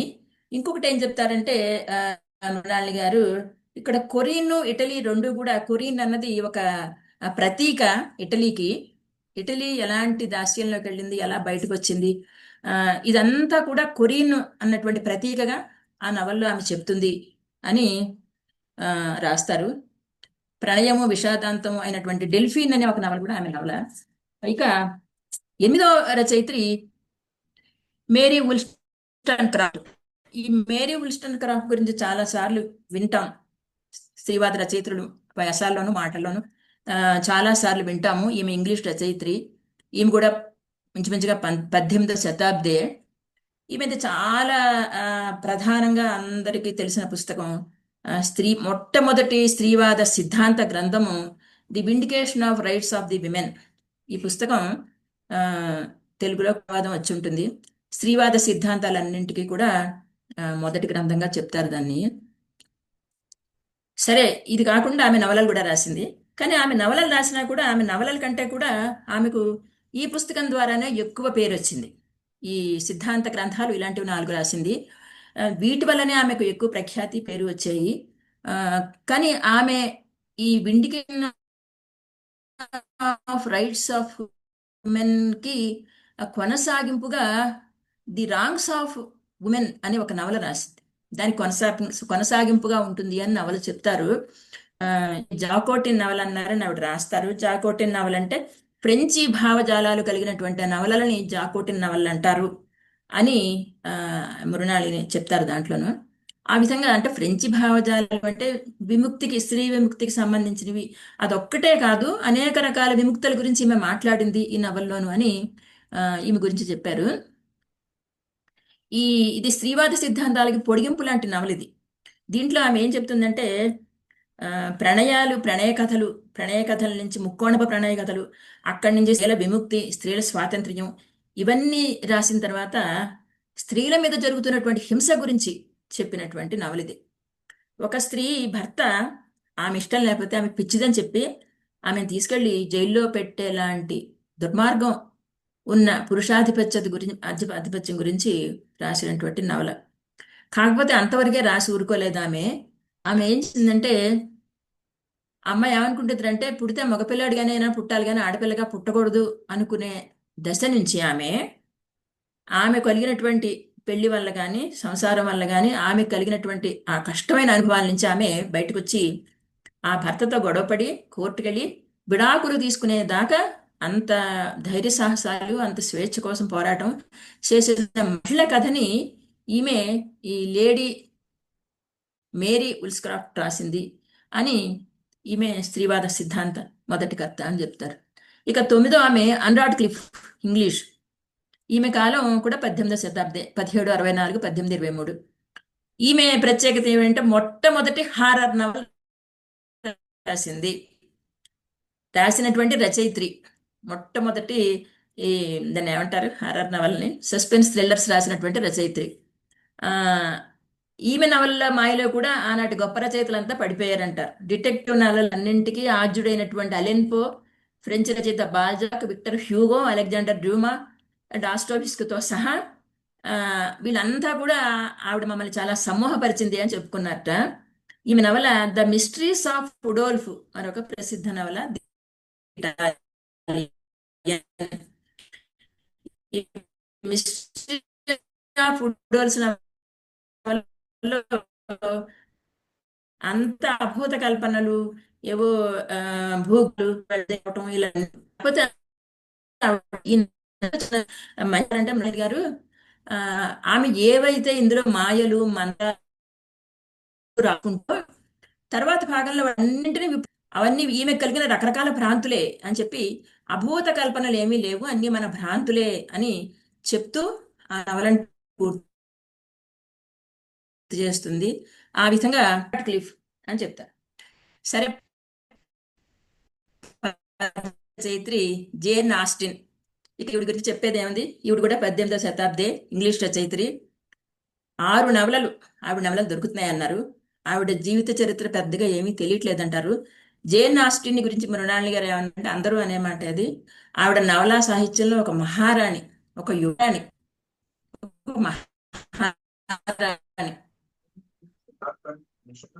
స్త్రీల సమస్యలు కానీ, ప్రణయాలు కానీ, ప్రేమలు కానీ అప్పటిని తీసుకొచ్చి ప్రణయాల్లో వాటిని ఒక వాస్తవ జీవితంలోకి తీసుకురావటం, వాటికి ఒక వివేకాన్ని జోడించటం, ఇటువంటి పని చేసి వాటికి ఒక ఔన్నత్యాన్ని తీసుకొచ్చిన రచయిత్రి జేన్ ఆస్టిన్ అని చెప్తారు. నేను జేన్ ఆస్టిన్ గురించి అందరికీ తెలుసు కాబట్టి ఎక్కువ చెప్పను. ఆమె ఒక చెప్పుకోవాల్సిన విషయం ఏంటంటే, జేన్ ఆస్టిన్ గురించి, ఆమె ఒక చిన్నప్పుడు ఒక ప్రేమ దంతం విఫలమైంది. ఇక తర్వాత ఎవరో ఒక పెద్ద తనకంటే వయసులో పెద్దతని పెళ్లి చేసుకుందాము అనుకుని కూడా ఒక రాత్రిలో నిర్ణయం మార్చేసుకుని చేసుకోదు. అవివాహితగానే ఉండిపోయింది. ఇంచుమించు 42 ఏళ్ల వయసులో పోయింది ఆమె. ఆమె ఉండగా నిజానికి ఆమె పుస్తకాలకు కానీ, పేరు కానీ, డబ్బు కానీ ఏమీ రాలేదు, ఎక్కువగా రాలేదు. విచిత్రంగా ఇప్పటిదాకా కూడా జేన్ ఆస్టిన్ పేరుతోటి పుస్తకాలు వేస్తున్నారు. అసంఖ్యాకమైనటువంటి పాఠకులు ఉన్నారు. చాలా కీర్తి వచ్చింది, ఆ పుస్తకాల మీద చాలా డబ్బు వస్తోంది. అది చాలా నిజంగా పిటి అనమాట. అంటే ఆ రచయిత్రి బతికుండగా ఆమెకు ఈ పేరు తెలియదు, ఈ డబ్బు తెలియదు, ఇంత పేరు ధనం వస్తాయనే విషయం కూడా తెలీదు. ఆమె మా నాన్న ఆమె 6 నవలలు రాసుకుని వచ్చింది. చాలా సినిమాలుగా వచ్చేవి. మనకి తెలుగులో కూడా ఆ సెన్స్ అండ్ సెన్సిబిలిటీ అన్నది ప్రియురాలు పిలిచిందన్న పేరుతో ఒక నవలగా వచ్చింది, ఒక సినిమాగా వచ్చింది అది కూడాను. ఆమె నవలలు sense and sensibility, pride and prejudice, Mansfield park, Emma, Northanger Abbey, persuasion. సరే, 11 రష్యన్ బ్రాంటీలు. ఇది కూడా ఒకసారి చెప్పుకోవాలి, అయిపోయింది ఇంక రెండో. టైం ఎంత ఉందో నాకు తెలీదు. ఈ ఇద్దరి గురించి కూడా చెప్పుకోవాలి. మనకి ఇంగ్లాండ్ బ్రాంటీలు తెలుసు, ఎమిలీ బ్రాంటీను వాళ్ళ ఇంకొక. కానీ రష్యన్ బ్రాంటీలు, రష్యాలో కూడా ఒక రక్కచెల్లెళ్ళు నవలలు రాశారట. అది ఎప్పుడు అంటే ఇంచుమించుగా 1919వ శతాబ్ది.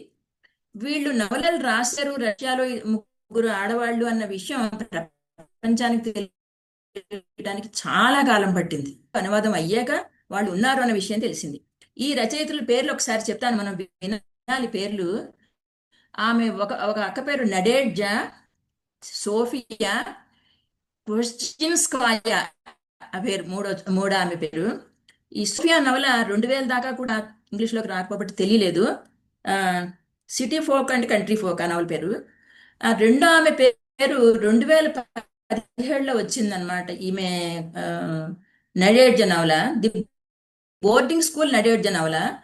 సోఫియా నవల city folk and country folk. ఒకటి 2000లోనూ, ఒకటి 2017లోనూ ఇంగ్లీష్లోకి వచ్చాయి. అప్పటిదాకా వాళ్ళ గురించి మనకు తెలియదు, వాళ్ళు ఉన్నారని తెలియదు. రష్యన్, ఎంతసేపు మనకి రష్యా అంటే డాస్టోవిస్కీ, టాల్స్టాయి, వీళ్ళే తప్పితే ఇంకా మరికొన్ని పేర్లు. రచయిత్రుల గురించి మొదటిసారిగా ఇందులోకి ప్రపంచంలో తెలిసిందే అంటుంది ఆమె. వీళ్ళు ఎందుకు ప్రత్యేకం అంటే, నిజంగా రష్యన్లు ఎప్పుడు ప్రత్యేకమే. వాళ్ళు రాసిన కథలు ఏవి ప్రణయ కథలు కాదుట. ఇప్పటిదాకా మనం చెప్పుకున్నవన్నీ నవలల్లోనూ కూడా, ఇద్దరు నవలల్లోనూ కూడా అసలు ప్రణయం ప్రసక్తి, ప్రేమ ప్రసక్తి లేదు. పూర్తి జీవన వాస్తవికత మాత్రమే ఉంది.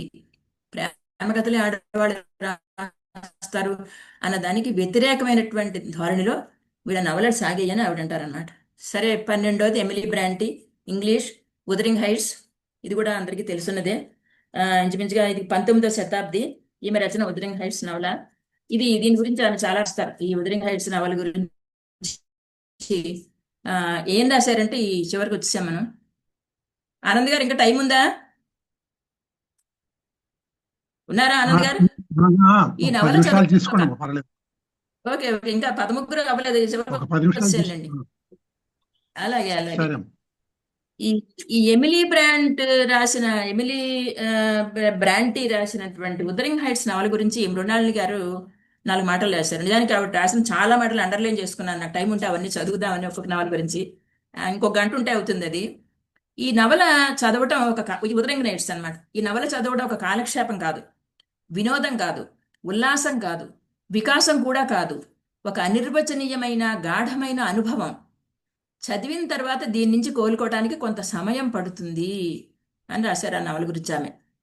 సున్నితమైన ప్రణయగాథలకు పేరు పొందిన విక్టోరియన్ యుగంలో మనిషి అంతరాంతరాలను కల్లోలితం చేసే ఒక ఉన్మాదం లాంటి ప్రణయాన్ని చిత్రించటం ఎమిలీ చేసిన గొప్ప సాహసం. ఇది మృణాళిని మాటలు. సరే, ఇక చిట్ట చివరి రచయిత్రి, మళ్ళీ ఫ్రెంచ్ రచయిత్రి. ఈమె ఆత్మకథ చదివే ఆమె ఇది మొదలు పెట్టానన్నారు. George sand. ఈమె 19వ శతాబ్ది. ఈమె కలం పేరు జార్జ్ సాండ్. ఈమె తన గురించి సమాచారాన్ని తనే అనేక విధాలుగా అందించింది. నిజానికి మనకి 11వ శతాబ్ది మురాసాకి గురించి ఎక్కడా సమాచారం ఎక్కువ లేదంటారు ఆవిడ. కానీ 19వ శతాబ్దికి వచ్చేసరికి ఆడవాళ్ళు రచయిత్రులు వాళ్ళ గురించి వాళ్ళు వివరంగా చెప్పుకోవడానికి ఏమీ సందేహించలేదు. తన ఉత్తరాలు, లేకపోతే చాలా 90 నవలలు రాసిందిట. 90 నవలలు దాటి రాసింది. ఆమె జీవితంలో కూడా చాలా సాహసోపేతంగా జీవించింది అని. ఎందుకు ఆమె చాలా చర్చనీయాంశమైంది. ఎందుకు ఆమె అందరి చర్చల్లోకి వెళ్ళింది అంటే, ఆమె చాలా ఆమెకు నచ్చినట్టు ఉండేదన్నమాట. ఆమె ప్రేమైక జీవనానికి, ప్రేమైక అనుబంధాలకి, ప్రేమైక నవలలకి ఆమె ప్రసిద్ధి చెందింది. ఆమె సెన్సేషనల్ అవడానికి కారణాలు ఏమిటి అంటే, ఒకటిట ఆమె బహిరంగంగా మగవేషధారణతో తిరగటం. ఇది 19వ శతాబ్ది కనుక. 21వ శతాబ్దికి వస్తే ఇంకా అదేం పట్టించుకునే విషయం కాదు. 2, నిరంతరము ప్రణయ బంధాలు ఏర్పరచుకోవటం. 3, నవలల్లోనూ జీవితంలోనూ స్త్రీవాద ధోరణులు వ్యక్తం చేయటం. ఈమె గురించి ప్రస్తావన రాగానే ఆమె సాహిత్యం కంటే కూడా ఆమె జీవితం గురించే ఎక్కువ చర్చిస్తారు. ఇది చాలా అన్యాయము. 90 పైగా నవలలు రాసింది ఆమె. ఇండియానా అనే నవల చాలా పేరు పొందినటువంటి నవల అని దీంతో పూర్తయింది. 13 రచయిత్రులు.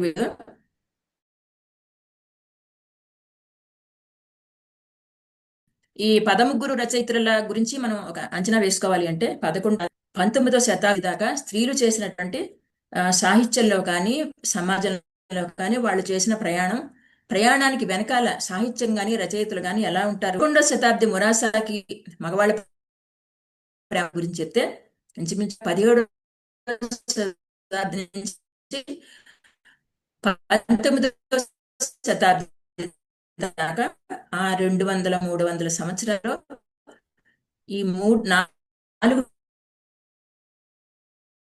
భాషల రచనలు ఎంత చాలి, లేకపోతే వాళ్ళ జీవితంలో ఏ విధంగా స్వేచ్ఛగా ఉండొచ్చు.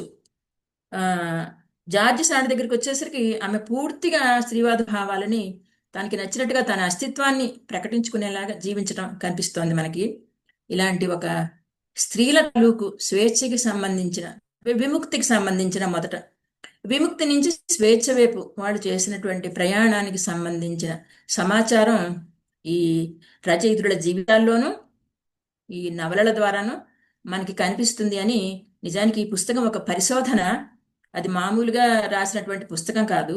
నేను కూడా భారతీయ నవలలు రాశాను, కానీ నేను నవలలు చదివి ఆ రచయిత్రుల జీవితాల గురించి పెద్దగా తెలియదు, నేను వాటి జోలికి వెళ్ళలేదు. అయినటువంటి పరిశోధన ఆమె జీవిత చరిత్రలు, ఆత్మకథలు, నవలలు అన్నీ కూడా చదివి నెలకొకటి చొప్పుని రాసిన పుస్తకం ఇది. ఇలాంటి పుస్తకాలు ఊరికే కొంచెం చదవరు కాబట్టి ఏదైనా విశ్వవిద్యాలయాల్లో పాఠ్యభాగాలుగా పెడితే చదువుతారు. నిజానికి నేను ఇంతసేపు ఇంత పెద్ద విషయాన్ని చెప్తుంటే కూడా వినడం కూడా కష్టమే. మీరంతా ఎలా విన్నారో నాకు తెలీదు. వినడం కూడా కష్టమైనటువంటి సబ్జెక్ట్ ఇది. నేను ఇలాంటివి చెప్తున్నానంటే దీని వెనకాల నేను ఎంత పరిశ్రమ చేసి ఉంటానో కూడా మాట్లాడడానికి మీరు కూడా ఊహించి ఉండొచ్చు. ఎందుకంటే నా సబ్జెక్ట్ కాదు ఇది. నేను చెప్పాను కదా, నన్నయ్య గారి గురించి శ్రీశ్రీ దాకా చెప్పమంటే గంటన్నరలో చెప్పేయగలను అవలీలుగాను, మనకంతా చదువుకుని పాఠాలు చెప్పింది కనుక. కొత్త సబ్జెక్ట్ ఇచ్చారు నాకు, అన్యాయంగా నన్ను శిక్షించారు చంద్రశేఖర్ రెడ్డి గారు వాళ్ళు. ఈ విధంగా ఒక రకంగా నాకు ఇది శిక్షణే, సంతోషమే. నాకు శిక్ష ఎప్పుడు శిక్షణే. ఇటువంటి నాకు అవకాశాన్ని ఇచ్చారు చదవడానికి, ప్రిపేర్ అవ్వడానికి అవకాశాన్ని, ఊరికే చదివి చెప్పేయటం కాదు. చాలా సంతోషం అండి, చాలా ధన్యవాదాలు. నిజానికి ఇంకొక గంట సేపు చెప్పాల్సిన విషయం ఉంది నా దగ్గర. కాకపోతే ఏంటంటే మనం ఒక గంట మాట్లాడాలంటే 3 గంటల విషయం మన దగ్గర ఉండాలనుకోండి, అది వేరే విషయం. చాలా సంతోషం అండి. నమస్కారం అందరికి. ధన్యవాదాలమ్మా. మిమ్మల్ని నేను ఎందుకు అనుకున్నానంటే మీరు నవలల మీద కృషి చేశారు, మృణాలిని గారు నవలల మీద రాశారు, పరిశోధన నవలల మీద చేశారు కాబట్టి మిమ్మల్ని ఎన్నుకున్నాం మేము. ఆమె విశ్వ నవల మీద రాశారు, మీరు భారతీయ నవల మీద రాశారు. ఇది మంచి అనుసంధానం అనుకుంటున్నాను నేను. నాకు మీ పుస్తకం నా దగ్గర ఉంది, మృణాలిని గారి పుస్తకం కూడా నా దగ్గర ఉంది. మీ ప్రసంగం విన్న తర్వాత ఇన్నాళ్ళు ఈ 2 పుస్తకాలు నేను చదవకపోవడం పెద్ద లోపం అనిపిస్తుంది. అయితే మీరు చెనుకులో రాస్తున్నప్పుడు నేను చదివాను మీ వ్యాసాలు, పుస్తకంగా వచ్చిన తర్వాత నేను ఇంకా చూడలేదు. మృణాలిని గారు నాకు 3 ఏళ్ల క్రితం ఇచ్చారు ఆ పుస్తకాన్ని, ఇప్పుడు దాకా చదవలేదు. మీ ప్రసంగం విన్న తర్వాత వెంటనే ఆ 2 పుస్తకాలు చదవాలని, వాటి మీద రాయాలని నాకు ఉత్సాహం కలిగింది. నేను ఆ పని చేస్తానమ్మా. తొందరగా రాయండి. ఓకే అమ్మా, అట్లాగే. ఏంటంటే మా ఉత్సాహం మాది కదా, మీరు ఏం చెప్తారో వినాలని. తప్పకుండా నేను రాస్తాను. స్నేహితులారా, మనం తెలుగు వాళ్ళమే కాదు, ప్రపంచంలో ఏ భాష వాళ్ళమైనా వాళ్ళ భాషలో వచ్చిన సాహిత్యాన్ని 95% చదువుతారు. ఒక 5% ఇతర మన దేశీయ భాషలు, ఇతర విదేశీ భాషలు ఎవరో సాహిత్యంలో ఉంది చదువుతారు. తెలుగు వాళ్ళు ఎక్కువగా ఈ విషయంలో వాళ్ళ తెలుగు సాహిత్యం చదువుకొని ఆనందించడం ఎక్కువ మంది మనం జీవిస్తూ ఉన్నాం. కొంతమంది తెలుగు నేల దాటి భారతదేశంలోకి, అతి తక్కువ మంది భారతదేశం ఎల్లలు దాటి ప్రపంచంలోకి సంచరిస్తూ ఉన్నారు. ఉదాహరణ చూస్తే కె సదాశివరావు గారు.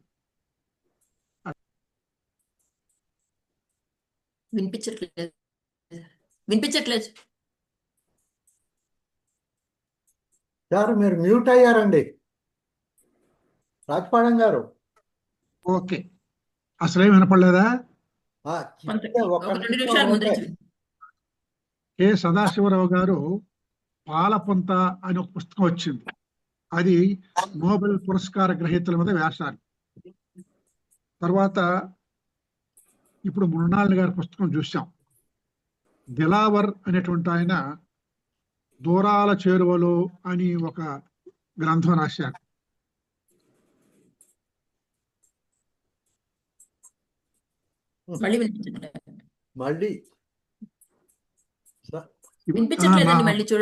అవునమ్మా, నా ఫోన్ లో ఏదో లోపం ఉంది, మీ మాటలు కూడా నాకు సరిగ్గా వినపడలేదు ఇవాళ. తర్వాత ఎం శ్రీధర్ అని తొలితరం భారతీయ నవలను పుస్తకం రాశారు. వీరలక్ష్మీదేవి గారు భారతీయ నవలా దర్శనం చేశారు. రామకృష్ణ, పెరుగు రామకృష్ణ, కొంచెం మీరు మ్యూట్ చేసుకోండి, కొంచెం డిస్టర్బెన్స్ తగ్గుతుందేమో నాకు. మీరు మళ్ళీ మాట్లాడదులేండి. దర్భసేను శ్రీనివాసాచార్య గారు అనుభవం మాట్లాడింది అని కొంతమంది భారతీయ కవులను గురించి రాశారు. ఇవన్నీ కూడా మనకేం తెలియజేస్తాయంటే, తెలుగు వాళ్ళు తమను గురించి తాము చదువుకుంటూ ఇతర భాషల వాళ్ళని కూడా అధ్యయనం చేస్తున్నారు అనేది ఒక అవగాహన వస్తుంది. ఈ ఇతర భాషల వాళ్ళ గురించి కూడా మనం చదువుకోవటం వల్ల మన సంస్కారం విశాలం అవుతుంది, మన విజ్ఞానం విస్తృతి చెందుతుంది. పెరుగు రామకృష్ణ కూడా చాలా మంది ఆంగ్ల రచయితలతో బాగా ఆయనకు సంబంధం ఉంది. ఈ నేపథ్యంలో ఈరోజు ఆ, మేడం గారు వాడ్రేవు వీరలక్ష్మీదేవి గారు మనకు మృణాళిని గారి పుస్తకాన్ని 1 గంట సేపు పరిచయం చేశారు. అంటే 11వ శతాబ్దం నుంచి 19వ శతాబ్దం దాకా వచ్చినటువంటి ప్రపంచ భాషల్లో స్త్రీలు రాసినటువంటి నవలల్ని 13 మంది రాసిన నవలల్ని మనకు పరిచయం చేశారు. గెంజిగాథతో మొదలుపెట్టి ఆమె జార్జ్ సాండ్ రాసిన నవలలతో ముగించారు. ఇందులో మృణాళిని గారికి ఒక మెథడాలజీ ఉంది ఆ పుస్తకం రాయటంలో. వీరలక్ష్మీదేవి గారు ఆ పుస్తకాన్ని పరిచయం చేయటంలో కూడా తనదైన మెథడాలజీ అనుసరించారు. ఒక పుస్తకాన్ని ఎలా రాయాలి అనేది ఒక మెథడాలజీ అయితే, ఒక పుస్తకాన్ని ఎలా పరిచయం చేయాలి అనేది కూడా ఒక మెథడాలజీ. నిజానికి వీరలక్ష్మీదేవి గారు చెప్పినట్టుగా ఆ మృణాళిని గారు తీసుకున్న నవలలు, వాటి రచయిత్రులు, ఆ పేర్లు ఉచ్చరించడం చాలా కష్టం. ఆమె ఒకసారి చెప్పి వదిలేస్తే రాసుకోవడం కష్టం అయిపోయింది నాకు. అయినప్పటికీ గెంజిగాథ మొదలుకొని, గెంజిగాథ మనకు బహుశా తెలుగు వాళ్ళకి చాలా ఇష్టమైనటువంటి పుస్తకం. అది మొట్టమొదటి నవలే, ప్రపంచంలో మొట్టమొదటి నవలే ఒక మహిళ రాయడం అనేటువంటిది ఒక చరిత్రాత్మకటువంటి వాస్తవం అన్నమాట. దానికి మహిళా లోకం బాగా గర్వించాలి. తరువాత ఈ ట్రయాంగిల్ లవ్, త్రికోణపు ప్రేమ అనేటువంటి దాని గురించి వచ్చిన నవల గురించి పరిచయం చేశారు. తర్వాత ఒరు నొకో అనేటువంటి ఆమె అనే నవల రాసినటువంటి ఇగ్నే అనే రచయిత్రి ఆంగ్లంలో మొదటి రచయిత్రి అని చెప్పేసి ఆ నవల పరిచయం చేశారు. ఆ ఇగ్నే అనేటువంటి ఆమెకి గొప్ప రాజకీయ దృక్పథం ఉంది అని చెప్తూ, స్త్రీలు కేవలం అక్షరాస్యులైతే లాభం లేదు, వాళ్ళు వివేకవంతులు కూడా కావాలి అని ఆ నవల ప్రతిపాదించినట్టుగా మనకు పరిచయం చేశారు. అలాగే సోఫీ లెరోష్ అనేటువంటి ఆమె జర్మనీ బానిసల విముక్తి కోసం రాసిన నవల ఆమె రాసిందండి. అక్షరాస్త్ర నవల రాసిన వేరే రచయిత్రి. ఈమె నల్ల జాతీయుల బానిస విముక్తి కోసం రాసిన నవల. అది కొంచెం కష్టం అండి, కన్ఫ్యూజ్ అవుతుంది. అందులో నాకు ఈ నెట్ ప్రాబ్లం వల్ల కంటిన్యూగా వినలేకపోయినాను. హిస్టరీ ఆఫ్ లేడీ సోఫియా అనే నవల ఉత్తరాల రూపంలో ఉంది అని వీరలక్ష్మి గారు మనకు చెప్పారు. అందానికి కాకుండా మేధస్సుకు ప్రాముఖ్యం ఇచ్చారని, ఆ సోఫియా అనేటువంటి ప్రధాన పాత్ర అని, ఆ రచయిత్రి గాథేకి నచ్చిన రచయిత్రి అని చెప్పుకున్నారు. అలాగే మరాందే అనేటువంటి ఆమె జీవితమే చాలా ఆశ్చర్యకరంగా ఉంటుంది, నెపోలియన్ ప్రత్యర్థి అని చెప్పి ఆమె నవలను పరిచయం చేశారు. మేరీ ముర్స్టన్ క్రాన్, అది కరెక్టేనమ్మా? మేరీ ముర్స్టన్ క్రాన్ క్రాఫ్ట్ అమ్మా, అది స్త్రీవాద సిద్ధాంతకర్త. ప్రపంచంలో స్త్రీవాదానికి సంబంధించి మొట్టమొదటి ఒక సిద్ధాంత గ్రంథాన్ని రాసినటువంటి రచయిత్రి. ఆమె రాసిన నవలను ఆ సిద్ధాంత గ్రంథాన్ని కొనసాగింపుగా నవల రాశారు అని చెప్పడం చాలా ఆసక్తికరంగా ఉంది. స్త్రీల పైన జరుగుతున్నటువంటి లైంగిక హింస మీద నవల రాశారని చెప్పారు. మొగుడుగా పుట్టిన మగాడుగా పుట్టాలని అనుకునే దశ నుంచి ఈ మగవాళ్లతో పడడం చాలా కష్టం అని విడాకులు తీసుకునే దశ దాకా ఆమె పరిణామం చెందింది ఆ పాత్ర అని చెప్పేసి చెప్పారు. ఇంకా కొన్ని చెప్పుకుంటూ వచ్చి జేన్ ఆస్టిన్ మనందరికి బాగా పరిచయం రచయిత్రి. ఆమె నవలా సాహిత్యంలో మహారాణి అని మృణాళిని గారు చెప్పినట్టుగా వీరలక్ష్మి గారు చెప్పారు. ఆమె చాలా చిన్న వయసులోనే ఆమె మరణించిన తర్వాత ఆమె పుస్తకాలు విపరీతంగా అమ్ముడుపోతున్నాయి, చదువుతున్నారని చెప్పేసి చెప్పారు. తర్వాత రష్యన్ నవలలు, సోదరీమణులు కలిసి రాసిన నవల గురించి చెప్పారు. చిట్ట చివర ఎమిలీ ఫ్రాంటి అనేటువంటి రష్యన్ ఫ్రాంటి జార్జ్ సాండ్ రాసిన నవల గురించి పరిచయం చేశారు. ఇది ఒక ప్రయోగమే. ఏది తెలుగు వాళ్ళు ఇట్లాంటి పుస్తకం రాయడం ఒక ప్రయోగము, ఈ పుస్తకాన్ని గురించి మాట్లాడుకోవడం ఒక ప్రయోగము. మన మిత్రులందరూ కూడా మృణాలిని గారి పుస్తకాన్ని దాని కొనసాగింపుగా వీరలక్ష్మీదేవి గారి పుస్తకాన్ని కూడా చదవాలని నేను కోరుతూ, ఇప్పుడు ఎవరైనా మిత్రులు కాసేపు వీరలక్ష్మీదేవి గారి ప్రసంగం మీద అభిప్రాయాలు చెప్పవచ్చు, ఏదైనా ప్రశ్నలు ఉంటే కూడా అడగవచ్చు.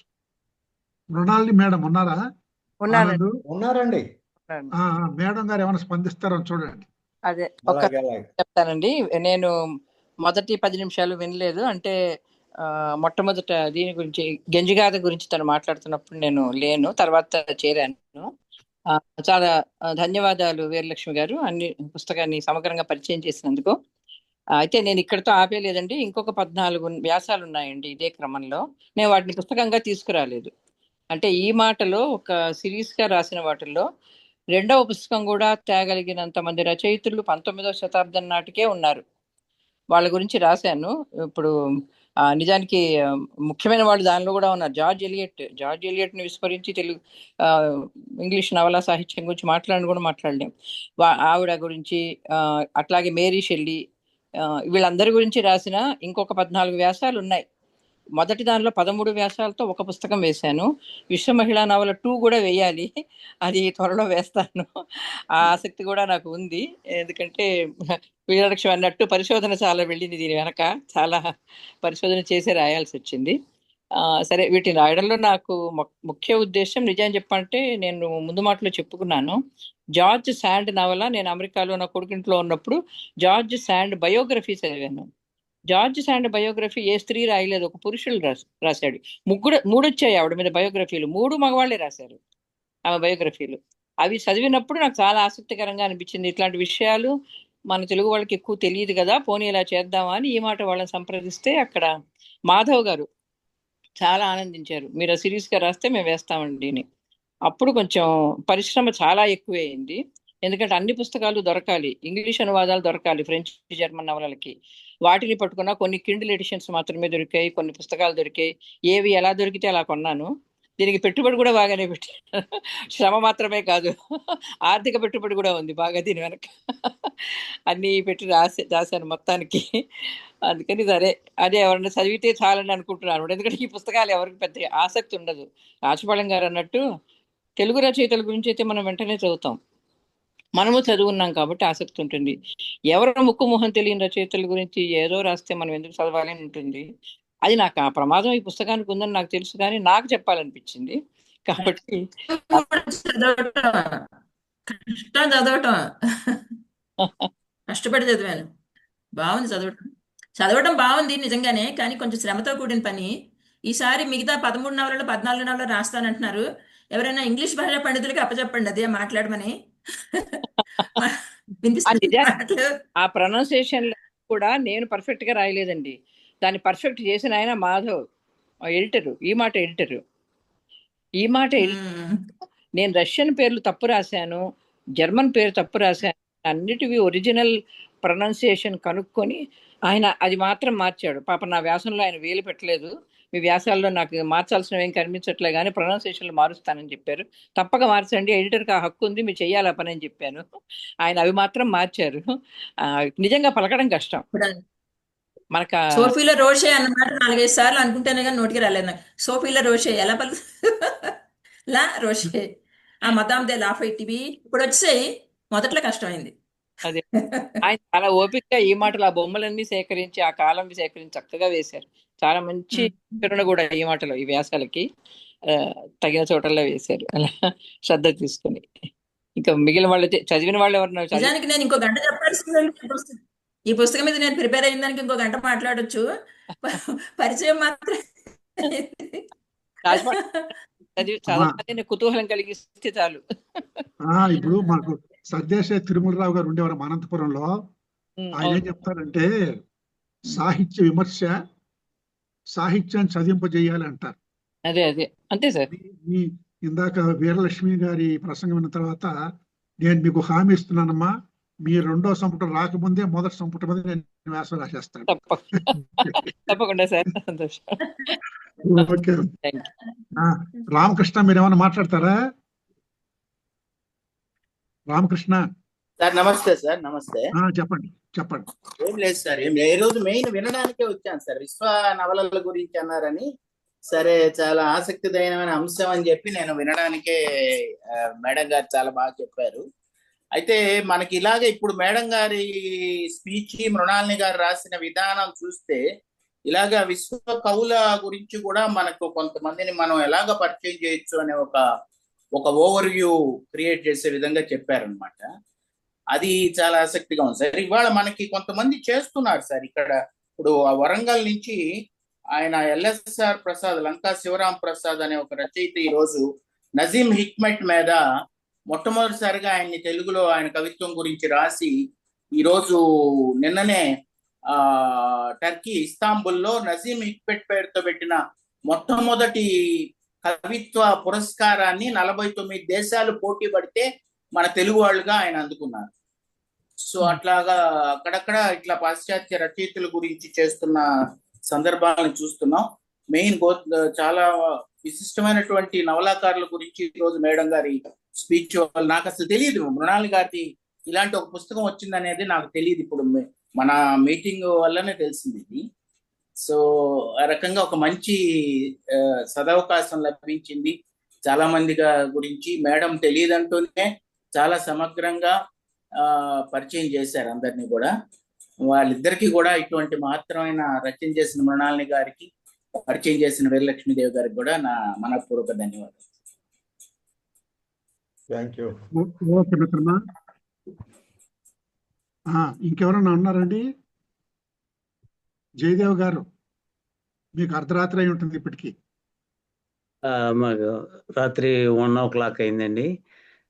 ప్రసంగం చాలా బాగుంది, వీరలక్ష్మి గారు బాగా చెప్పారు. అలాగే మృణాలిని గారు కూడా వారి కామెంట్స్ బాగున్నాయి, వారిని కూడా చూడడం జరిగింది. చాలా సంతోషం అండి. సరే రెడ్డి గారు.